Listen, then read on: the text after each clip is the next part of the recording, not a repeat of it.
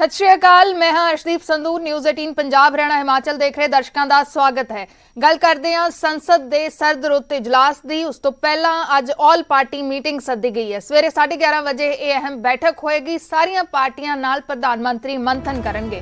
कल तो सरद रुत इजलास शुरू हो रहा है तो कल सदन दे विच खेती कानूनां दी वापसी का बिल सरकार दे वल्लों पेश किया जाएगा। कैबिनेट दे वल्लों मंजूरी मिल गई सी, जिस तो बाद लोक सभा दे बिजनेस दे विच ये बिल लिस्टेड है, रिपील बिल लिस्टेड है तो कल नूं सदन दे विच खेती कानूनां दी वापसी का बिल पेश किया जाएगा। संसद का सरद रुत इजलास कल तो शुरू हो रहा है, लेकिन उस तो पहला अज ऑल पार्टी मीटिंग सद्दी गई है। प्रधानमंत्री सारियां पार्टियां दे नाल मंथन करेंगे। 11:30 बजे ये अहम बैठक होने जा रही है।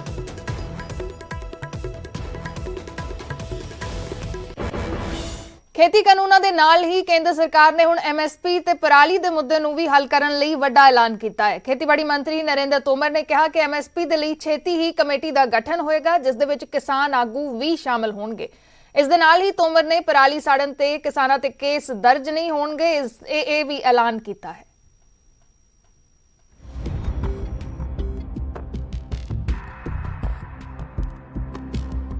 29 नवंबर ਨੂੰ ਕੇਂਦਰ ਸਰਕਾਰ ਪਾਰਲੀਮੈਂਟ ਸੈਸ਼ਨ ਦੇ ਪਹਿਲੇ ਦਿਨ 3 ਖੇਤੀ ਕਾਨੂੰਨਾਂ ਨੂੰ ਰੱਦ ਕਰਨ ਦੇ ਲਈ ਬਿੱਲ ਪੇਸ਼ ਕਰੇਗੀ। ਇਸ ਤੋਂ ਪਹਿਲਾਂ ਖੇਤੀਬਾੜੀ ਮੰਤਰੀ ਨਰਿੰਦਰ ਤੋਮਰ ਨੇ ਕਿਸਾਨਾਂ ਦੀਆਂ 3 ਅਹਿਮ ਮੰਗਾਂ ਤੇ ਵੱਡਾ ਐਲਾਨ ਕੀਤਾ। ਖੇਤੀਬਾੜੀ ਮੰਤਰੀ ਨੇ ਸਾਫ਼ ਕਰ ਦਿੱਤਾ ਕਿ ਪਰਾਲੀ ਸਾੜਨ ਤੇ ਕਿਸਾਨਾਂ ਦੇ ਖਿਲਾਫ ਕੋਈ ਕੇਸ ਦਰਜ ਨਹੀਂ ਹੋਵੇਗਾ। ਕਿਸਾਨਾਂ ਨੇ ਕੇਂਦਰ ਸਰਕਾਰ ਦੇ ਸਾਹਮਣੇ ਇਹ ਮੰਗ ਰੱਖੀ ਸੀ।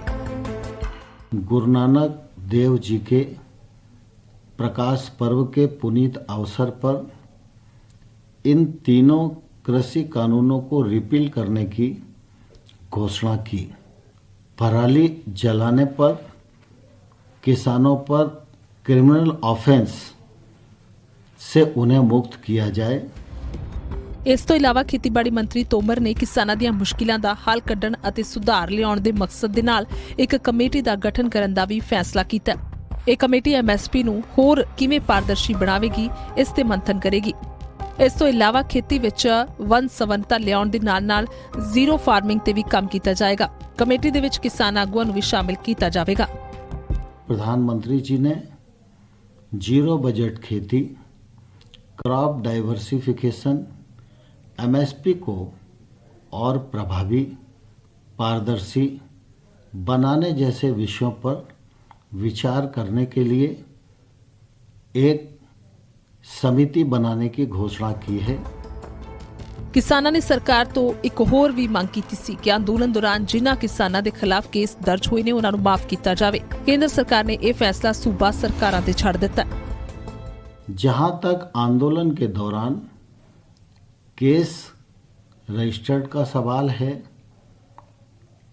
वह राज्य सरकार के अधिकार क्षेत्र का विषय है। राज्य सरकारें केस की गंभीरता को ध्यान में रखते हुए उस पर निर्णय करेगी। 19 ਨਵੰਬਰ ਨੂੰ ਪ੍ਰਧਾਨ ਮੰਤਰੀ ਨਰਿੰਦਰ ਮੋਦੀ ਨੇ 3 ਖੇਤੀ ਕਾਨੂੰਨ ਰੱਦ ਕਰਨ ਦਾ ਐਲਾਨ ਕੀਤਾ, ਪਰ ਕਿਸਾਨਾਂ ਨੇ ਧਰਨਾ ਖਤਮ ਨਹੀਂ ਕੀਤਾ।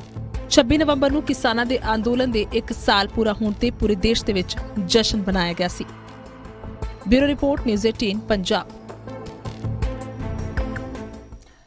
उधर कानून वापसी के ऐलान तो बाद किसानों के रुख च भी नरमी देखने को मिल रही है। किसानों ने कल तो संसद तक ट्रैक्टर मार्च कढ़न का प्लान बनाया सी, जो कि फिलहाल मुलतवी कर दिता गया है। हालांकि किसान बाकी मंगां पूरियां होण तक अंदोलन ते डटे रहण लई बजिद ने। अगली रणनीति 4 दसंबर नूं होण वाली बैठक च तय होएगी।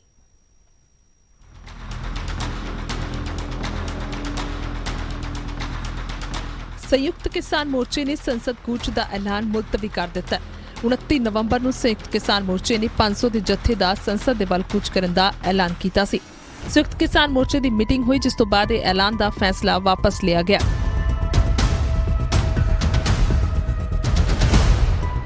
MSP के लिए हमारा है कि सरकार हमें आश्वासन दे। पार्लियामेंट सेशन चल रहा है, इसमें सरकार एक आश्वासन दे कि लीगल गारंटी कानून बनेगा, प्रोक्योरमेंट होगी और कमेटी बना दे जो निटी ग्रिटी है कि कितनी फसलें होंगी, कैसे MSP तय होगा, ये सब चीजें छोड़ दे। ਕਿਸਾਨਾਂ ਦਾ ਕਹਿਣਾ ਹੈ ਕਿ 29 ਨਵੰਬਰ ਨੂੰ ਸਰਦ ਰੁੱਤ ਇਜਲਾਸ ਦੇ ਦੌਰਾਨ ਖੇਤੀ ਕਾਨੂੰਨ ਵਾਪਸੀ ਪ੍ਰਕਿਰਿਆ ਤੋਂ ਬਾਅਦ ਅਸੀਂ ਕੁਝ ਫੈਸਲਾ ਲਵਾਂਗੇ। ਕਿਸਾਨਾਂ ਨੇ ਕਿਹਾ ਕਿ ਸਾਡੀ ਮੰਗ ਸਿਰਫ ਖੇਤੀ ਕਾਨੂੰਨ ਵਾਪਸੀ नहीं MSP है ਤੇ ਟੇਬਲ ਟਾਕ ਕਰਨ ਲਈ ਕਿਹਾ। कैबिनेट ने कर दिया कानून रद्द हो जाएंगे तो इसको वक्ती पोस्टपोन किया है। हम देख रहे हैं बाकी मुद्दे के लिए वो 2930 को पार्लियामेंट में MSP गारंटी का कानून केसों के बारे में और कानून दोनों सदनों में राष्ट्रपति के साइन होने तक इसको वेट एंड वॉच कर रहे हैं। ਕਿਸਾਨ ਆਗੂਆਂ ਨੇ ਐਲਾਨ ਕੀਤਾ ਹੈ ਕਿ ਖੇਤੀ ਕਾਨੂੰਨਾਂ ਦੌਰਾਨ ਕਿਸਾਨਾਂ ਤੇ ਹੋਏ ਪਰਚੇ ਰੱਦ ਕੀਤੇ ਜਾਣ, ਉਹ ਚਾਹੇ ਸੂਬਾ ਸਰਕਾਰਾਂ ਨੇ ਕੀਤੇ ਹੋਣ ਜਾਂ ਰੇਲਵੇ ਨੇ। ਜਦਕਿ ਖੇਤੀਬਾੜੀ ਮੰਤਰੀ ਨਰਿੰਦਰ ਤੋਮਰ ਨੇ ਕਿਹਾ ਸੀ ਕਿ ਪਰਚੇ ਰੱਦ ਕਰਨਾ ਸੂਬਾ ਸਰਕਾਰਾਂ ਦਾ ਕੰਮ ਹੈ, ਜਿਸ ਤੋਂ ਬਾਅਦ ਕਿਸਾਨ ਆਗੂਆਂ ਨੇ ਕਿਹਾ ਕਿ ਕੇਂਦਰ ਸਰਕਾਰ ਸੂਬਾ ਸਰਕਾਰਾਂ ਨੂੰ ਹੁਕਮ ਦੇਵੇ। जहां तक आंदोलन के दौरान केस रजिस्टर्ड का सवाल है, वह राज्य सरकार के अधिकार क्षेत्र का विषय है। राज्य सरकारें केस की गंभीरता को ध्यान में रखते हुए उस पर निर्णय करेगी। और मोदी जी निर्देश करें अपने राज्य सरकारों को कि जितने भी मुकदमे हैं वो राज्य सरकार वापस ले और जो रेलवे के हैं वो केंद्र सरकार वापस ले।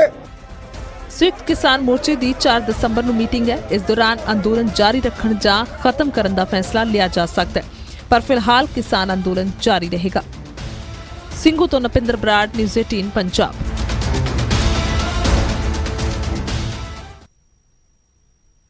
ਗੱਲ ਕਰਦੇ ਹਾਂ ਪੰਜਾਬ ਦੀ ਸਿਆਸਤ ਦੀ। ਕਾਂਗਰਸ, ਆਮ ਆਦਮੀ ਪਾਰਟੀ ਤੇ ਬੀਜੇਪੀ ਦਾ ਸੀਐਮ ਫੇਸ ਕੌਣ ਹੋਏਗਾ, ਇਹ ਸਵਾਲ ਅਜੇ ਬਰਕਰਾਰ ਹੈ। ਪਰ ਅਕਾਲੀ ਦਲ ਦੇ ਪ੍ਰਧਾਨ ਸੁਖਬੀਰ ਬਾਦਲ ਨੇ ਸੀਐਮ ਫੇਸ ਨੂੰ ਲੈ ਕੇ ਪੱਤੇ ਖੋਲ ਦਿੱਤੇ ਨੇ।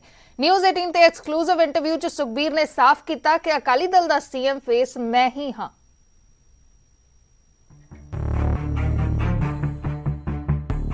2022 ਦਾ ਸਿਆਸੀ ਮੈਦਾਨ ਪੂਰਾ ਪੱਕ ਚੁੱਕਾ ਹੈ। ਹਰ ਪਾਰਟੀ ਪੂਰੀ ਜ਼ੋਰ ਅਜਮਾਇਸ਼ ਕਰ ਰਹੀ ਹੈ, ਪਰ ਵੱਖ-ਵੱਖ ਸਿਆਸੀ ਪਾਰਟੀਆਂ ਦਾ ਸੀਐਮ ਫੇਸ ਕੌਣ ਹੋਵੇਗਾ ਇਹ ਅਜੇ ਸਾਫ਼ ਨਹੀਂ ਹੈ। ਪਰ ਇਸ ਦੇ ਵਿਚਾਲੇ ਅਕਾਲੀ ਦਲ ਦੇ ਪ੍ਰਧਾਨ ਸੁਖਬੀਰ ਸਿੰਘ ਬਾਦਲ ਨੇ ਨਿਊਜ਼ 18 ਦੇ ਨਾਲ ਸੁਪਰ ਐਕਸਕਲੂਸਿਵ ਗੱਲਬਾਤ ਦੇ ਦੌਰਾਨ ਪੱਤੇ ਖੋਲ ਦਿੱਤੇ ਨੇ ਤੇ ਖੁਦ ਨੂੰ ਅਕਾਲੀ ਦਲ ਦਾ ਸੀਐਮ ਫੇਸ ਦੱਸ ਦਿੱਤਾ ਹੈ। ਇੰਜਨ ਚੀਫ ਮਿਨਿਸਟਰ ਹੈ, ਡੱਬੇ ਮਿਨਿਸਟਰ ਹੈ। ਜੇ ਇੰਜਨ ਨਾ ਹੋਏ ਡੱਬੇ ਉੱਥੇ ਹੀ ਖੜ ਜਾਣਗੇ। ਸੋ ਜੇ ਚੰਗਾ ਇੰਜਨ ਹੋਊਗਾ ਤੇ ਸਪੀਡ ਨਾਲ ਚੱਲੂਗਾ ਤਾਂ ਸਟੇਟ ਡਿਵੈਲਪ ਹੁੰਦੀ ਹੈ। ਚੀਫ ਮਿਨਿਸਟਰ ਸਾਰੇ ਸਟੇਟ ਦੇ ਲੋਕ ਡਿਮਾਂਡ ਕਰਨ ਕਿ ਸਾਨੂੰ ਦੱਸੋ, ਉਹਨਾਂ ਸਾਰਿਆਂ ਚਿਹਰਿਆਂ 'ਚ ਦੇਖੋ ਕਿਹੜਾ ਕੰਪੀਟੈਂਟ ਹੈ, ਕਿਹੜਾ ਡਿਸਾਈਸਿਵ ਹੈ, ਜਿਹਦਾ ਬੈਕਗ੍ਰਾਉਂਡ ਹੈ, ਕਿਹੜਾ ਪੰਜਾਬ ਦਾ ਜਿਹਦੀ ਵਿਜ਼ਨ ਹੈ ਐਂਡ ਜਿਹਨੇ ਕੰਮ ਕਰਕੇ ਦਿਖਾਏ ਹੈ, ਉਹਨਾਂ ਤੋਂ ਚੂਜ਼ ਕਰ ਲੈਣ। ਤੁਸੀਂ ਚੀਫ ਮਿਨਿਸਟਰ ਚਿਹਰਾ ਹੋਗੇ ਸ਼੍ਰੋਮਣੀ ਅਕਾਲੀ ਦਲ ਦੇ, ਇਹ ਗੱਲ ਸਾਫ਼ ਹੈ, ਇਹ ਗੱਲ ਸਾਫ਼ ਹੈ। ਹਾਂਜੀ। ਤੇ ਜਦੋਂ ਸੁਖਬੀਰ ਬਾਦਲ ਨੂੰ ਸਵਾਲ ਨਵਜੋਤ ਸਿੰਘ ਸਿੱਧੂ ਨੂੰ ਲੈ ਕੇ ਕੀਤਾ ਗਿਆ ਤਾਂ ਸਿੱਧੂ ਨੂੰ ਮੈਂਟਲ ਕਰਾਰ ਦੇ ਦਿੱਤਾ ਤੇ ਕਿਹਾ ਕਿ ਸਿੱਧੂ ਕਾਂਗਰਸ ਨੂੰ ਤਬਾਹ ਕਰ ਦੇਵੇਗਾ। ਜੇ ਨਵਜੋਤ ਸਿੰਘ ਸਿੱਧੂ ਵਰਗੇ ਨੂੰ ਤੁਸੀਂ ਪ੍ਰਧਾਨ ਬਣਾਓਗੇ, ਤੁਸੀਂ ਆਪਣਾ ਹੀ ਗਰੇਵ, ਤੁਸੀਂ ਆਪਣੀ ਕਾਂਗਰਸ ਨੂੰ ਖਤਮ ਕਰਨ ਵਾਸਤੇ ਲੱਗੇ ਹੋ। ਮੈਨੂੰ ਲੱਗਦਾ ਸੈਂਟਰਲ ਲੀਡਰਸ਼ਿਪ ਆਪਣੀ ਕਾਂਗਰਸ ਨੂੰ ਡਿਸਟਰੋਏ ਕਰਨ ਤੇ ਲੱਗੀ ਹੈ। ਮੈਨੂੰ ਪੁੱਛਣ ਦੀ ਲੋੜ ਨਹੀਂ, ਮੈਂ ਆਪੋਜੀਸ਼ਨ ਦਾ ਲੀਡਰ ਹਾਂ। ਤੁਸੀਂ ਕਿਸੇ ਪਾਰਟੀ ਦੇ ਲੀਡਰ, ਫੋਰਗੇਟ ਪਾਰਟੀ, ਆਮ ਸ਼ਹਿਰ ਚਲੇ ਜਾਓ ਕਿ ਨਵਜੋਤ ਸਿੰਘ ਸਿੱਧੂ ਕੀ ਹੈ, ਸਾਰੇ ਕਹਿਣਗੇ ਮੈਂਟਲ ਸਿੱਧੂ ਹੈ। ਸੁਖਬੀਰ ਬਾਦਲ ਦੇ ਨਿਸ਼ਾਨੇ ਤੇ ਭਗਵੰਤ ਮਾਨ ਵੀ ਰਹੇ ਤੇ ਮਾਨ ਨੂੰ ਸ਼ਰਾਬੀ ਤੱਕ ਦੱਸ ਦਿੱਤਾ। ਜਿਹੜੇ ਬੰਦੇ ਦਾ ਪਤਾ ਹੀ ਨਹੀਂ ਕਿ ਹਫਤਾ ਗਾਇਬ ਹੋ ਜਾਂਦਾ ਹੈ। ਮੈਨੂੰ ਆਮ ਆਦਮੀ ਪਾਰਟੀ ਦੇ ਕਈ ਲੀਡਰਾਂ ਨੇ ਦੱਸਿਆ ਕਿ ਹਫਤਾ ਜਦੋਂ ਸ਼ਰਾਬ ਪੀਣ ਲੱਗਦਾ ਹੈ ਤੇ ਹਫਤਾ ਟੱਪ ਜਾਂਦਾ, ਨੌਨ ਸਟਾਪ ਪੀਂਦਾ। ਮੈਂ ਤਾਂ ਜੇ ਥੋੜੀ ਗੱਲ ਸੋਚੀ ਨਾ ਤੁਸੀਂ ਕਿ ਸ਼ਰਾਬ ਜੇ ਇਹਨੂੰ ਭਗਵੰਤ ਮਾਨ ਚੀਫ ਮਿਨਿਸਟਰ ਬਣ ਜਾਂਦਾ ਹੈ, ਮਤਲਬ ਬਾਈ ਚਾਂਸ 0% ਚਾਂਸ ਹੈ ਆਮ ਆਦਮੀ ਪਾਰਟੀ ਜਿੱਤ ਜਾਂਦੀ ਹੈ। ਇਹਨੂੰ ਤਾਂ ਇੰਨੀ ਖੁਸ਼ੀ ਹੋ ਜਾਣੀ ਹੈ ਤੇ ਇਹਨੇ ਸ਼ਰਾਬ ਇੰਨੀ ਪੀ ਲੈਣੀ ਨੇ, ਸਵੇਰੇ ਨਹੀਂ ਤੇ ਵੀ ਨਹੀਂ ਹੋਣਾ ਕਿ ਹਲੇ ਤਾਂ ਆਪਾਂ ਨੂੰ ਡਿਲੇ ਕਰਨਾ ਪੈਣਾ ਹਫਤਾ 10 ਦਿਨ। ਹਜੇ ਤੱਕ ਸਾਡਾ ਮੁੱਖ ਮੰਤਰੀ ਇਨ ਵੇਟਿੰਗ ਸ਼ਰਾਬੀ ਹੋਇਆ ਪਿਆ। ਸੋ ਨਿਊਜ਼ 18 ਦੇ ਨਾਲ ਖਾਸ ਗੱਲਬਾਤ ਦੇ ਦੌਰਾਨ ਸੁਖਬੀਰ ਬਾਦਲ ਨੇ ਇਹ ਤਾਂ ਸਾਫ਼ ਕਰ ਦਿੱਤਾ ਹੈ ਕਿ ਉਹੀ ਅਕਾਲੀ ਦਲ ਦੇ ਵੱਲੋਂ ਸੀਐਮ ਫੇਸ ਹੋਣਗੇ। ਹਾਲਾਂਕਿ ਹੋਰ ਕਿਸੇ ਵੀ ਪਾਰਟੀ ਨੇ ਅਜੇ ਸੀਐਮ ਫੇਸ ਨੂੰ ਲੈ ਕੇ ਪੱਤੇ ਨਹੀਂ ਖੋਲੇ ਤੇ ਬਾਕੀਆਂ ਵੱਲੋਂ ਪੱਤੇ ਕਦੋਂ ਖੋਲੇ ਜਾਂਦੇ ਨੇ ਇਸ ਦਾ ਇੰਤਜ਼ਾਰ ਰਹੇਗਾ। Bureau report, news 18 Punjab.